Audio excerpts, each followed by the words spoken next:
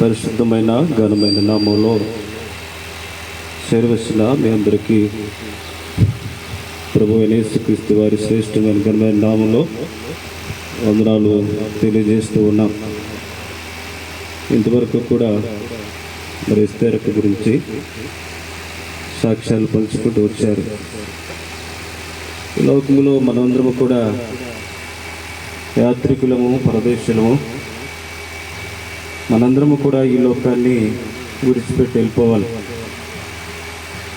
మనతో వచ్చేది ఈ లోకములో ఏమీ తీసుకుని రాలేము, ఏమీ తీసుకుని పోము కూడా. తల్లి గర్భంలో పుట్టినది మొదలుకుని మనం దిగంబరులుగా ఈ లోకములకు వచ్చాం. మనం దిగంబరులుగానే తిరిగి వెళ్ళిపోవాలి. అయితే మానవుని సృష్టించి తన రూపంలో, తన పోలికలో కొంతకాలము మీరు భూమి మీద బ్రతికి వర్ధిల్లాలని, విస్తరింప చేయాలని ప్రభు యొక్క ఉద్దేశం. ఆ రీతిగా మరి ఎస్తేర్ అక్క, అబ్రహాము అంకులు కూడా వారు దేవుని ఎరిగి మరి అనేక మందిని ప్రభులో నడిపించారు. వారు ఏమి తీసుకెళ్ళలేదు, కానీ వారి గురించి చెప్పబడిన సాక్ష్యం అంటే అద్భుతమైన సాక్ష్యం. ఒక దేవుని మందిరాన్ని విషయాన్ని గురించి కానీ, మరి ఒక దినాన్ని మందిరం కట్టే సందర్భం అనుకుంటా. ఆ సమయంలో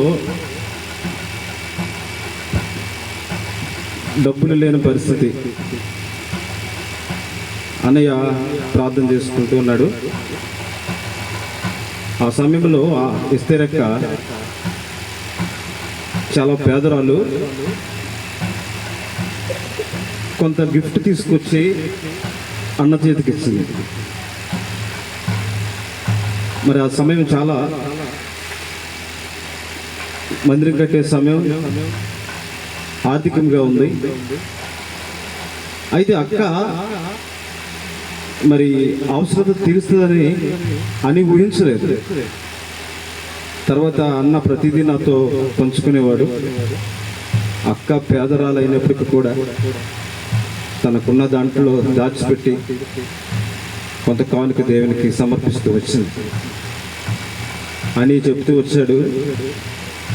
నిజమే, అంత పేదరికంలో కూడా దేవుని సన్నిధి అంటే ప్రేమ, అంత పేదరికంలో కూడా దేవుని సన్నిధి అంటే ఆశ, అంత పేదరికంలో కూడా దేవుని సన్నిధి ప్రేమించాలి, నా వంతు నేను చెల్లించాలని అక్కకి ఎంతో దేవుని మందిరం గురించి ఆశ. అయితే అక్క మరి ఎప్పుడో చనిపోవాలి, అనారోగ్య పరిస్థితులు సహకరించలేదు. జోసని వచ్చి అనేవాడు, అక్కకి అనారోగ్య పరిస్థితులు ఉన్నాయి, మనం కూడా సాయం చేయాలి, ట్యాబ్లెట్లు కొనువ్వాలి అని కొన్ని మాటలు నాకు కూడా చెప్పి నన్ను కూడా ఒకసారి తీసుకొచ్చాడు అన్న. అటువంటి పరిస్థితుల నుంచి దేవుడు ఆమెను మరి మరణం, ఆమె అయిపోకుండా, చనిపోకుండా ఎందుకు ఉంచాడు కొంతకాలం అనేది నేను ఇప్పుడు సాక్ష్యం చెప్పడం తలస్తూ వచ్చాను. ప్రభువా, ఎప్పుడో చనిపోవాలి కదా, ఎందుకు ఈ భూమి మీద కొంతకాలం ఉంచావు? నిజమే, హిజ్కియాను కూడా మరణకరమైన రోగము సంభవించినప్పుడు హిజ్కియా కన్నీళ్లు విడిచి ఏం చేశాడు? ప్రార్థన చేశాడు. రాజు కనుక అందరి ఎదుట ప్రార్థన చేయలేక తన ముఖము గోడపైకి తిప్పుకుని ఏం చేశాడు? ప్రార్థన చేశాడు. హిజ్కియా ఎందుకు చనిపోవాలి అంటే, మరి యెషయా కుమారుడు యెషయా ప్రవక్త హెచ్చరిస్తూ వచ్చాడు, నువ్వు మరణం అగుచున్నావు, ఏం చక్కబెట్టుకోవాలి? ఇల్లు చక్కబెట్టుకోవాలి. ఎందుకు దేవుడు ఆయుష్ ఇచ్చాడంటే ఇల్లు చక్కబెట్టుకోవడానికి. దేనికి? ఎస్తేర్ కూడా ఒకవేళ ఆయుష్ ఇచ్చి కొంతకాలం బతికించింది ఎందుకు అనుకుంటే ఇల్లు చక్కబెట్టుకోవడానికి. నయోమిక రక్షించబడ్డది తన కుమారులు రక్షించబడ్డారు, కోడలు రక్షించబడ్డారు, ఇంకా కుమారులు ఉన్నారు, పెద్ద కుమారుడు ఉన్నారు, చిన్న కుమారుడు ఉన్నారు. వారందరినీ కూడా దేవునిలో నడిపించడానికి కొరకే తల్లి కొంతకాలం ప్రార్థన చేస్తూ వచ్చింది. ఒక విత్తనము పాతినప్పుడు భూమిలో అది చనిపోయిన తర్వాత ఏమొస్తాయి? మొక్కలు వస్తాయి. అదే రీతిగా తల్లి ప్రార్థన చేసి చనిపోయింది. తిరిగి కుమారులు దేవునిలో మొక్కలు ఎత్తాలని ఆ తల్లి ఏం చేసి వెళ్ళింది? ప్రార్థన చేసి వెళ్ళింది. హిజ్కియా ఆ రీతిగా మరి ఆయుష్ కాలంలో తన ఇల్లు ఏం చేసుకుంటూ వచ్చాడు? చక్కబెట్టుకుంటూ వచ్చాడు. ఎస్తేరక్క కూడా మరి సంఘములో అంగముగా ఉంటూ మరి తన కుటుంబం కొరకు నిత్యము కూడా ప్రార్థన చేసి మరి కుమారుని రక్షించుకోవాలని ఎంతో మరి ఆశపడుతూ వచ్చింది. అయితే ఆమె ప్రార్థన దేవుడు ఆలకించాడు, అంగీకరించాడు. రానున్న దినాల్లో పెద్ద కుటుంబం, ఈ కుటుంబం అంతా యెహోషువ కుటుంబం వలె నేనును నా ఇంటి వారును యెహోవానే సేవించేదన్న రీతిగా ఈ గొల్లపంతులో ఎస్తేరక్క కుటుంబం ద్వారా అనేక మంది ఆత్మలు దేవునిలో నడిపించబడును గాక. ఆ రీతిగా కుమారులందరూ కూడా దేవుని సన్నిధిలో నడిపించబడును గాక. అక్క చేసిన ప్రార్థన ఎప్పుడు కూడా మరి ఏ రీతిగా ఒక ఇత్తనము భూమిలో చనిపోయి మొక్కలు మొలకెత్తాయో ఆ రీతిగా మొలకెత్తి అనేకమైన ఆత్మలు రక్షించబడటానికి దేవుడు సహాయం చేయనుగాక. సరే, మరి సందర్భం ఏంటంటే కొన్ని తలంపులు మనం జ్ఞాపకం చేసుకుందాం. తల్లి ప్రేమ చాలా గొప్పది. ఈ లోకములో మనందరము కూడా యాత్రికులము, పరదేశులం. ఈ లోకం మనకి శాశ్వతమైనది కాదు. దయచేసి గమనించండి. నేను వచ్చే ముందే అన్నయ్య గారు చెప్పారు, అయ్యగారు మీరు 12 గంటలకల్లా ముగించేయాలండి. నేను ఎక్కువ సమయం తీసుకోను, 12:15, 12:20 కల్లా నేను ముగించేస్తాను. చాలా మంది ప్రయాణం తిరిగి వెళ్ళాలండి, కొంచెం తొందరగా ముగించేయమని. నేను తక్కువ సమయం చెప్తాను కాబట్టి మీరు అందరూ కూడా మీ మనసు వాక్యం మీద ఉంచండి. ఇంకెవరైతే లోపల కూర్చున్నారో లోపల కూర్చున్న వారు కూడా దేవుని మాటలు ఆలకించండి. యెషయా గ్రంథము 66వ అధ్యాయం.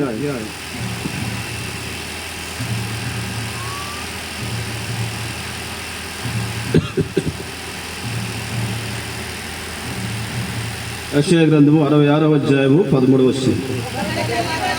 ఒకటి తల్లి వారిని ఆదరించినట్లు నేను మిమ్మల్ని ఆదరించెదను. యెరూషలేములోనే మీరు ఆదరించబడతారు. ఈ కూడిక ఏ కూడిక? ఆదరణ కూడిక. ఎవరిని ఎవరు ఆదరించాలి? ఏ కూడిక మీద? ఆదరణ కూడిక. ఎవరిని ఎవరు ఆదరించాలి? మాట్లాడతారు. ఎవరిని ఎవరు ఆదరించాలి? సంఘమంతా, సంఘస్థులంతా మరి అక్కల కుటుంబం ఏం చేయాలి? ఆదరించాలి. ఆ దినాల్లో ఎవరైనా చనిపోతే 1 నెల రోజుల వరకు భోజనం వండుకుంటానికి వీలుండేది కాదు. ఎందుకంటే అక్క ఈ రోజున మేము భోజనం మేము తెస్తాం, అక్క ఈ రోజున మేము భోజనం మేము తెస్తాం. ఆ రీతిగా 1 నెలంతా గడిచిపోయేది. 1 నెలంతా గడిచిపోయేది. భోజనం పెట్టడానికి కూడా అవకాశం ఉండేది కాదు. అయితే ఈ రోజుల్లో మరి ఆ ప్రేమలు ఉన్నాయంటారా, తగ్గిపోయి అంటారా? ఇప్పుడు ఆదరణ ఉందంట, తగ్గిపోయింది అంటారా? చెప్పండి, ఉందా ఆదరణ? లేదు. కనీసం భోజనాలు పెట్టకపోయినా మనుషులు వచ్చిన ఏం చేయట్లేదు, ఆదరించట్లేదు.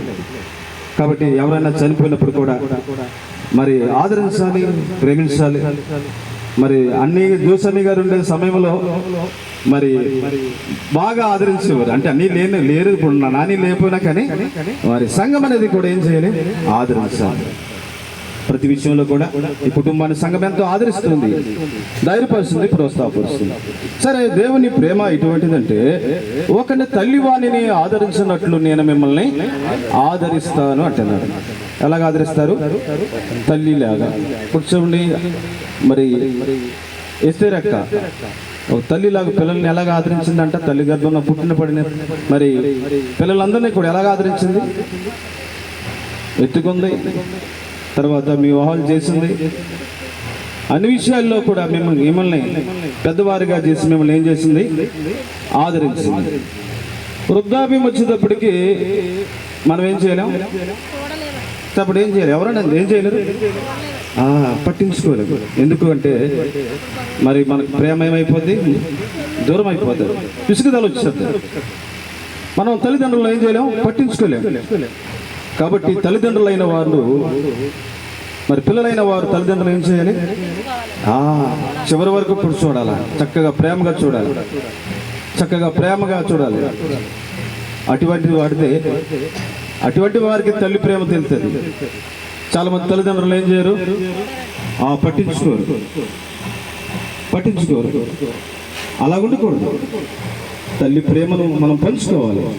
అయితే దేవుని ప్రేమ ఎటువంటిదంటే, ఒకని తల్లి వాణిని ఆదరించినట్లు నేను మిమ్మల్ని ఆదరించేదని వాగ్దానం ఇచ్చాను. కాబట్టి ఈ లోకంలో తల్లిదండ్రులైన వారు చనిపోతారు, వెళ్ళిపోతారు, ఒక్కొక్కరు వెళ్ళిపోతూ ఉంటారు. అయితే దేవుడు మన తల్లిలాగా ఏం చేస్తాడంట? ఆదరిస్తాడు అన్నమాట. కాబట్టి ఆ ఆదరణ దేవుని దగ్గరే ఉంది. దేవుడిచ్చే ఆదరణ మనం పొందాలంటే మనం దేవుని ప్రేమ కలిగి ఉండాలి. యేసుక్రీస్తు ప్రభువు వారు ప్రేమమయుడు. నీ కొరకే నా కొరకే తన ప్రేమను చూపుతూ వచ్చాడు. శాశ్వతమైన ప్రేమ, నిత్యముండే ప్రేమ, నిరంతరం ఉండే ప్రేమ నీపై నాపై కూడా ఆయన కుమ్మరిస్తూ వచ్చాడు. కాబట్టి ఆయన మనల్ని ఆదరించే దేవుడిగా ఉన్నాడు. మరి కుటుంబాన్ని మరి అమ్మ లేకపోయినా జీవితకాలము ఆదరించేది మన దేవుడే. ఎవరు చెప్పండి? దేవుడే. అందుకే దావీదు అంటాడు 94వ కీర్తనలో 19వ వచనంలో చక్కటి మాట జ్ఞాపకం చేసుకున్నా. చూడండి, నా అంతరంగమందు విచారం నచ్చగా నీ గొప్ప ఆదరణ నా ప్రాణమునకు ఏం కలుగజేస్తుందంట? ఆయన ఆదరణ ఎటువంటిదంటే గొప్పది అన్నమాట. ఈ లోకములో శాశ్వతమైన ఆదరణ దేవుడు మన కుటుంబాలను చూపుతున్నాడు. ఆయన ఆదరణ గొప్పది. ఈ గొప్ప ఆదరణ ఎవరు పొందారంటే దావీదు పొందుతూ వచ్చాడు. ప్రభువా, నీవు నన్ను ఆదరిస్తూ వచ్చావు. బాధల్లో, నెమ్మదిలో, శ్రమల్లో, ఇరుకుల్లో, ఇబ్బందుల్లో నీ గొప్ప ఆదరణ చేత నేను తృప్తి పొంది వచ్చారని దేవుని ఆదరణను గురించి, పొందిన ఆదరణ గురించి దేవుని ఆరాధిస్తూ ఉన్నాయి. కాబట్టి ఈ సమయంలో ఆయన ఆదరణ ఎటువంటిదంటే గొప్పదైన ఆదరణ అన్నమాట. కాబట్టి ఆయన మనల్ని ఎలాగ ఆదరిస్తాడంటే గొప్ప ఆదరణతో ఆదరించే దేవుడిగా ఉన్నాడు. రెండవదిగా చూడండి, ఆయన ఆదరణ ఎటువంటిదంట? ఫిలిప్పీయులకు రాసిన పత్రిక 2వ అధ్యాయం, ఫిలిప్పీయులకు రాసిన పత్రిక 2వ అధ్యాయం 1వ వచనం. కావున క్రీస్తునందు ఏ హెచ్చరికైనను చాలు, ఆయన ప్రేమ వలన ఏం కలుగుతుంది? మనకి ఆదరణ కలుగుతుంది. మొదటిగా ఆయన ప్రేమ ఆదరణ గొప్పది. రెండవది ఆయన ప్రేమ వలన మనకేం కలుగుతుంది? ఆదరణ. ఈ లోకములో మనల్ని ఎవరు కూడా ఆదరించలేకపోవచ్చు. అయితే దేవుని ఆదరణ ఎటువంటిదంటే ప్రేమతో మనల్ని ఏం చేస్తారంట? ఆదరించే దేవుడిగా ఉన్నాడు. చూడండి, మూడవదిగా మనం జ్ఞాపకం చేసుకుంటే ఆయన ఆదరణ ఎటువంటిది?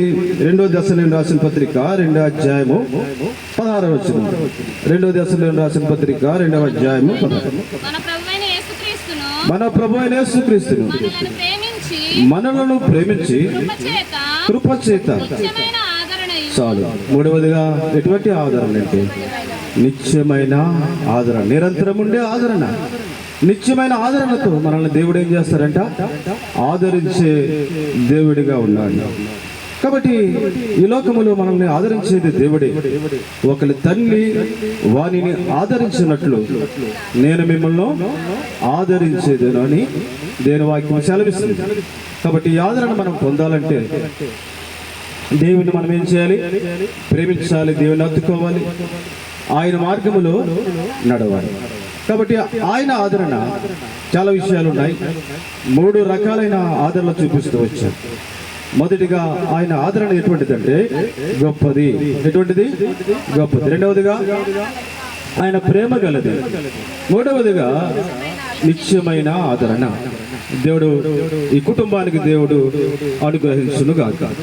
రెండవ తలంపుగా మనం జ్ఞాపకం చేసుకుంటే చూడండి, దావీదు కూడా చనిపోయినప్పుడు తన కుమారుడికి హెచ్చరికలు ఇస్తూ వచ్చాడు. చూడండి, మొదటి రాజుల గ్రంథము 2వ అధ్యాయం. మొదటి రాజుల గ్రంథము 2వ అధ్యాయం 2వ వచనం. లోకులందరూ పోవలసిన మార్గమున నేను పోతున్నాను, కాబట్టి నీవు ధైర్యము తెచ్చుకుని నిబ్బరము కలిగి నీ దేవుడైన యెహోవా అప్పగించిన దానిని కాపాడి ఆయన మార్గములో అనుసరించిన ఎడల నీవు ఏ పని పూనుకునను ఎక్కడ తిరిగినను అన్నిటిలో వివేకముగా నడుచుకుందువు. మోషే ధర్మశాస్త్రంలో రాయబడిన దేవుని కట్టడలను ఆయన నియమించిన ధర్మమంతటిని ఆయన న్యాయ విధులను శాసన విధులను గైకొనుము. చివరిగా మరి చనిపోయే ముందు, వృద్ధాప్యకాల ముందు దావీదు తన కుమారుడైన సొలొమోనుకు హెచ్చరికలు ఇస్తూ వచ్చాడు. కాబట్టి చాలా మంది మరి చనిపోక ముందు చివరి మాటల గురించి అడుగుతూ ఉంటారు. తల్లి ఏం చెప్పిందని, ఎస్తేరకి ఏం చెప్పింది చివరి మాటలు అంటారు. లేకపోతే చివరిగా ఏం పలికింది, లేకపోతే చివరిగా ఏం దాచిపెట్టింది, అన్ని చివరిగా చూసుకుంటారు. అమ్మ ఏం దాచింది చివరిగా, కూతుర్లు అయితే బంగారం ఏమైనా దాచిపెట్టిందా, లేకపోతే డబ్బు ఏమైనా దాచిపెట్టిందా కదా చివరి మాటలు. అయితే దావీదు తన కుమారుడైన సొలొమోనుకు చివరి మాటలు హెచ్చరిస్తూ వచ్చాడు. లోకులందరూ పోవలసిన మార్గమున నేను పోవచ్చున్నాను, కాబట్టి నువ్వు ధైర్యం తెచ్చుకుని నిబ్బరము కలిగి నీ దేవుడైన యెహోవా అప్పగించిన దానిని ఏం చేయాలి? కాపాడి. ఇస్తేరాకు వెళ్ళిపోయింది, దేవుని మార్గములో నడిచింది. మిగతా వారందరూ కూడా మార్గాల్లో నడవండి అనే కుటుంబానికి ఏం చేసింది? హెచ్చరికలు ఇస్తూ వచ్చింది.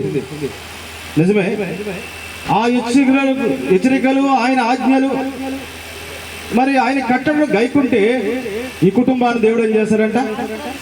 ఆశీర్వదిస్తాడు. కాబట్టి తల్లిదండ్రుల ఆశయాలు ఏం చేయాలి? నెరవేర్చాలి. తల్లిదండ్రుల ఆశయాలు ఏం చేయాలి? నెరవేర్చాలి. తల్లిదండ్రులు కూడా చనిపోక ముందు అనేకమైన మాటలు చెబుతూ ఉంటారు. నువ్వు ఇచ్చేరా, ఇలాగ ఉండాలి, అలాగ ఉండాలి అని. ఈ రోజుల్లో తల్లిదండ్రుల మాట నెరవేర్చేవారు తక్కువైపోయారు, తల్లిదండ్రుల మాట వినేవారు కూడా తక్కువైపోయారు.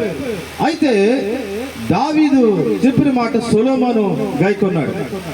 అందుకే సొలొమోను అంతకంతకు వర్ధిల్లుతూ వచ్చాడు.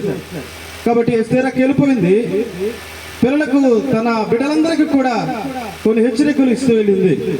మీరందరూ కూడా దేవునిలో ఉండాలని, సాధ్యమైనంత వరకు కుటుంబాన్ని కొంత మటుకు రక్షించుకుంటూ వచ్చింది. మిగతా వారి కొరకు ఏం చేస్తూ వచ్చింది? ప్రార్థన చేస్తూ వచ్చింది. కాబట్టి ఆ ప్రార్థన ఫలితముగా మరి ఆ కుమారులందరూ కూడా తన తల్లి ఆశయాలు ఏం చేయాలి? నెరవేర్చాలి. తల్లి మాటకు విధేయత చూపాలని, వారికి కూడా మంచి మనసు కలిగేలాగా మనం కూడా ఏం చేయాలి? ప్రార్థన చేయాలి. అందుకే దావీదు తన జీవితంలో వర్ధిల్లుతూ వచ్చాడు. తన వృద్ధాప్య మరి తన కుమారుడైన సొలొమోను మరి అంతకంతకు వర్ధిల్లడానికి గల కారణం ఏంటంటే మరి తండ్రి ఆశయాలను ఏం చేస్తూ వచ్చాడు? నెరవేరుస్తూ వచ్చాడు. మరి సాయంకాల మధ్యాహ్నకాల సమయంలో ఎస్తేర్ అక్క ఆశయాలన్నీ కూడా మరి అక్క అదే రీతిగా కుమారులందరూ ఏం చేయాలి? నెరవేర్చాలి. అప్పుడే ఆ కుటుంబాన్ని దేవుడు ఏం చేస్తాడంట? ఆశీర్వదిస్తాడు, దీవిస్తాడు, అభివృద్ధి చేస్తాడు. కాబట్టి రెండో తలంపు మనం జ్ఞాపకం చేసుకున్నాం. మరి తల్లిదండ్రుల మాట మరి ఆశయాలు పిల్లలు ఏం చేయాలి? నెరవేర్చాలి. దావీదు నెరవేర్చి మరి అంతకంతకు మరి సొలొమోను ఆశీర్వదించబడుతూ వచ్చాడు. కాబట్టి ఎస్తేర్ చెప్పిన మాటలు నయమకే కాదు, తనకు మరి మనమల్లో అందరూ కూడా మరి అమ్మాయి ఏ రీతిగా నడిచిందో ఆ మార్గాల్లో నడుచుకున్నప్పుడు దేవుడు మిమ్మల్ని కూడా ఆశీర్వదిస్తాడు, దీవిస్తాడు. ఈ కుటుంబం అంతా యెహోషువ కుటుంబం వలె మరి వర్ధిల్లేటట్లు దేవుడు కృప చూపుతూ ఉంటాడు. మూడో తలంపుగా మనం జ్ఞాపకం చేసుకుంటే మనందరము కూడా ఈ లోకాన్ని విడిచిపెట్టి వెళ్ళిపోవాలి. మరి ఎక్కడికి వెళ్తాం చనిపోయిన తర్వాత అంటే చూడండి, మత్తయి సువార్త 5వ అధ్యాయం, మత్తయి సువార్త 5వ అధ్యాయంలో ఓ చక్కటి మాట జ్ఞాపకం చేసుకుందాం. ఇక్కడ పరలోక రాజ్యాన్ని గురించి ఇందులో కొన్ని విషయాలు రాయబడుతూ ఉన్నాయి. ఎవరిది పరలోక రాజ్యం అంట? మత్తయి సువార్త 5వ అధ్యాయము 3వ వచనం, ఆత్మ విషయమై దీనులైన వారు ధన్యులు, పరలోక రాజ్యము వారిది. ఎవరిది పరలోక రాజ్యం? ఆత్మ విషయమై దీనులైన వారు ధన్యులు, పరలోక రాజ్యము వారిది అన్నమాట. కాబట్టి పరలోక రాజ్యం వెళ్ళిపోవాలని అందరం అనుకుంటాం. అది సాధ్యమేనా? ఇక్కడ ఎవరు వెళ్తారు? ఆత్మ విషయమై దీనులైన వారు ధన్యులు, పరలోక రాజ్యము వారిది. ఈ భూమి మీద మనం ఎలా ఉండాలంటే దీనులుగా ఉండాలి. ఎలా ఉండాలి చెప్పండి? దీనులుగా ఉండాలి. వారిదే పరలోక రాజ్యం. మరి ఎస్తేరక్క కూడా, అబ్రహాం అన్న కూడా మందిరానికి చక్కగా నడుచుకుంటూ వచ్చేవారు. చక్కగా వెనకాల కూర్చుని వారు ఇప్పుడు కూడా వైట్ డ్రెస్సే, తెల్ల బట్టలు వేసుకుని. నేను నర్సాపురం ఎప్పుడు వచ్చినా సరే, తమ్ముడు గారు ఎప్పుడు వచ్చారు నీళ్ళగా, నాకంటే పెద్దవారే కానీ తమ్ముడు గారు వందనాలు చెప్పి ఎప్పుడు వచ్చారు, ఎలాగున్నారు అంటారు. వారంత తగ్గింపు, విధేయత. వారిని చూసి నేను కూడా కొన్ని విషయాలు నేర్చుకుంటూ వచ్చాను. అందరికంటే నాకంటే ఒకసారి నేను నర్సాపురం నుంచి లేట్గా వచ్చాను. లేట్గా వచ్చిన తర్వాత అన్నీ నన్ను, ఇదేంటి దేవుని పని అనుకున్నావా ఏంటి, ఇంత లేట్గా రావటం అంటే కారణం ఏంటి అని హెచ్చరిక ఇచ్చేవారు. చూడండి అలా చూపించి, అలా ముసలి రావడానికి వీల్లేదు. అయినప్పటికీ నడుచుకుంటూ ఎక్కడొచ్చారు? దేవుని మందిరానికి వచ్చారు.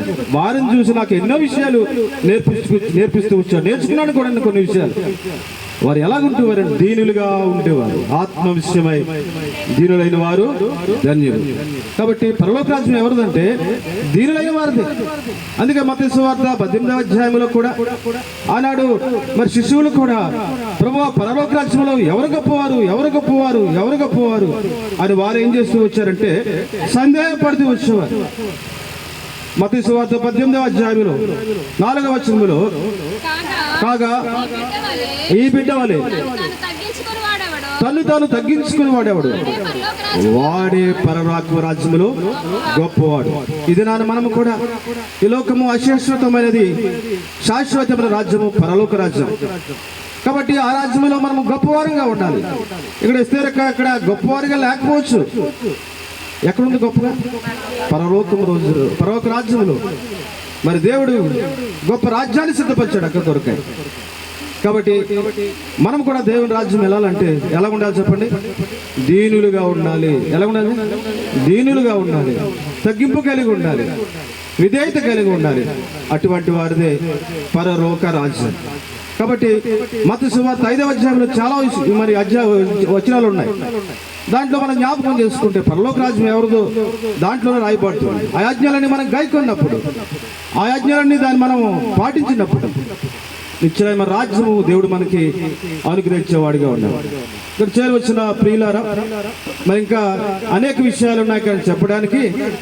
ఇంకా ఎవరైతే యేసు ప్రభు వారిని నమ్ముకోలేదు, యేసు ప్రభు వారు అంటే ఇంకా ఎవరైతే విశ్వాసించలేదో, ఇంకా ఈ లోకములో మీకు ఇష్టం వచ్చినట్టు జీవిస్తే ఒకనాడు మనము కూడా చనిపోతాం. చనిపోతే ఎక్కడికి వెళ్తాం? ఆనాడు ధనవంతుడు లాజరు కూడా చనిపోతూ వచ్చారు. ధనవంతుడు తనకి ఇష్టం వచ్చినట్లు జీవిస్తూ వచ్చాడు. అయితే ఒక దినాలు చనిపోయినప్పుడు నరకములో ఏం చేస్తున్నాడు? వేతన పడుతున్నాడు. అబ్రహాము చనిపోయాడు, లాజరు చనిపోయాడు. ఒక దినాన్ని అబ్రహాము రూమున ఆనుకుని ఉన్నాడు. కాబట్టి ఈ లోకంలో నువ్వు దరిద్రంగా ఉండవచ్చు, కానీ చనిపోయిన తర్వాత నువ్వు గొప్పవారిగా ఉండాలంటే నీవు భూమి మీద ఉన్నంత కాలము దీనులుగా తగ్గింపు జీవితము కలిగి ఆత్మ విషయమై దీనులుగా ఉన్నప్పుడు పరలోక రాజ్యంలో దేవుడు మనల్ని కూడా గొప్పవారిగా చేస్తాడు. కాబట్టి ఎస్తేరాకి వెళ్ళిపోయింది. తర్వాత మనం కూడా ఒకరి వెనకాల ఒకరు ఏమవుతాం, వెళ్ళిపోతాం. కాబట్టి మనం కాపాడుకోవాల్సింది ఏంటి? అపోస్తలుడైన పౌలు అంటాడు, ఏం కాపాడుకున్నాడు అపోస్తలుడైన పౌలు? మంచి పోరాటమును పోరాడి తిని విశ్వాసం ఏం చేశాడు? కాపాడుకున్నాడు. మన విశ్వాసాన్ని మనం చనిపోయేంత వరకు ఏం కాపాడుకోవాలి? విశ్వాసాన్ని కాపాడుకోవాలి. కాబట్టి పలానంత చోట బంగారు పెట్టామని ఎవరైనా ఎత్తుకుపోతారు, దాన్ని కాపలా కాదు. మన ఆత్మీయంగా మన విశ్వాసాన్ని మనం కాపాడుకున్నప్పుడు ప్రభు వచ్చే రాకడలో మనం ఎత్తబడే దాంట్లో ఆ గుంపులో కూడా మనం కూడా ఉండడానికి కొరకై ప్రయాసపడ్డారు. కాబట్టి అక్క మనోహరమైన స్థలానికి వెళ్ళిపోయింది. దావీదు కీర్తనలు 16వ అధ్యాయంలో ఒక మాట చదువుకుంది, ముగించుకుందాం. చూడండి, దావీదు కీర్తనలు 16వ అధ్యాయం. మనోహరమైన స్థలములను నాకు పాలు ప్రాప్తించేది. చాలు. ఏ స్థలం ఇది? మనోహరమైన స్థలములో నాకు పాలు ప్రాప్తించేది. మనందరం కూడా ఆ మనోహరమైన స్థలం వెళ్ళాలంటే మనం కూడా ఏం కావాలి? రక్షణ పొందాలి. యోహాను సువార్త 14వ అధ్యాయంలో మీ హృదయములను కలవరాను పడనీయకుడి, మీ కొరకు నేను స్థలము సిద్ధపరుస్తున్నాను. ఆ స్థలానికి వెళ్ళాలంటే మనము కూడా ప్రభుని అంగీకరించాలి, ఆయన విశ్వాసం ఉంచాలి. మరి ఎవరి కాలంలోనే దేవుని యందు మనము విశ్వాసించి బాప్తిజం తీసుకుని ఆయన రాజ్యం కొరకు మనం ఏం చేయాలి? సిద్ధపడాలి. అందుకే ప్రభు యొక్క ఉద్దేశం ఏంటంటే నేనుండు స్థలములో మీరుండులాగున మన కొరకు ఆయన స్థలాన్ని సిద్ధపరచడానికి వెళ్ళాడు. ఆ స్థలానికి వెళ్ళాలంటే ఎస్తేరు అక్కలాగా మనం కూడా ఏం చేయాలి? విశ్వాసము కలిగి దేవుని యందు నిరీక్షణ కలిగి ఉండాలి. మరి మంచి సాక్ష్యం కలిగింది అక్క. ఆనాడు తబితా కూడా చనిపోయినప్పుడు ఎప్పే గ్రామస్తులందరూ కూడా సాక్ష్యం చెబుతూ వచ్చారు. సత్క్రియలను బట్టి మనతో వచ్చేది డబ్బు రాదు, ఈ లోకంలో భూమి రాదు, ఈ లోకంలో భూమి ఆస్తులు రావు, ఏమీ రా. మనతో వచ్చేది ఏంటి? క్రియలు వస్తాయి. ఏం క్రియలు? సత్క్రియలు చెప్పుకుంటారు. ఇప్పుడు ఇస్తే రక్క గురించి సాక్ష్యం చెప్పమంటే కొంతమంది చాలా మంది ఉన్నారు చెప్పేవాళ్ళు. కాబట్టి మన గురించి, మన సాక్ష్యాన్ని గురించి మరి చెప్పుకోవాలంటే మనం కూడా భూమి మీద ఎలా ఉండాలి? మంచి ప్రవర్తన కలిగి ఉండాలి. కాబట్టి అటువంటి ప్రవర్తన కలిగి మరి సుగంధ తైలము కంటే మంచి పేరు మేలు. ఈ లోకములో మనతో వచ్చేది ఏంటంటే సత్క్రియలు, మంచి పేరు. ఆ మంచి పేరు సంపాదించడానికి అక్క ఎన్నో ప్రయత్నాలు చేసింది, ఎన్నో ప్రయాసలు పడ్డాడు, కుటుంబాన్ని రక్షించుకుంది. ఆనోకు కూడా మరి దేవునితో నడిచాడు, కుటుంబంతో నడిపించాడు. ఆ రీతిగా అక్క సాధ్యమైనంత వరకు కుటుంబాన్ని నడిపించింది. మరి మిగతా వారిని కూడా నడిపించడానికి కొరకై అక్క ప్రార్థన చేసి వెళ్ళింది. ఈ కుటుంబం అన్నింటి కొరకై మరి ప్రార్థన చేయాలని మరి వచ్చిన వారందరినీ కూడా ఇంకెవరైతే దేవుని అంగీకరించలేదు అక్క వెళ్ళిన మార్గములో మరి వెళ్ళడానికి కొరకై మరి దావీదు ఆ రీతిగా మరి సొలొమోనుకి ఏ రీతిగా హెచ్చరించబడిన మాటలు ఏ రీతిగా సొలొమోను గైకుంటూ ఆశీర్వదించబడ్డాడు. అదే రీతిగా ఎస్తేరు అక్క కుమారులు, కుమార్తెలు అక్క చెప్పిన మాటలన్నీ కూడా గైకొని ఆ మార్గాల్లో నడుచుకున్నప్పుడు దేవుడు ఆ కుటుంబాన్ని కూడా ఆశీర్వదిస్తాడు, దేవుడు దీవిస్తాడు. ఆ రీతిగా దేవుడు సహాయం చేయనుగా. ఆమేన్.